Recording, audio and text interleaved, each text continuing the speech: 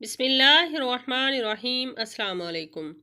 نبی کریم صلی اللہ علیہ وآلہ وسلم کی شفاعت کسے نصیب ہوگی؟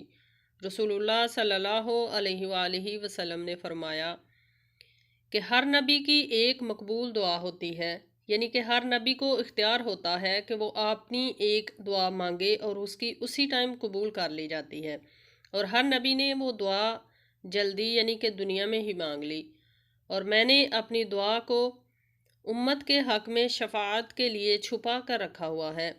یہ دعا امت کے ہر اس شخص کو نصیب ہوگی جو اللہ کے ساتھ کسی چیز کو شریک نہ کرتے ہوئے فوت ہوگا۔ یہ حدیث سنن ابن ماجہ میں موجود ہے۔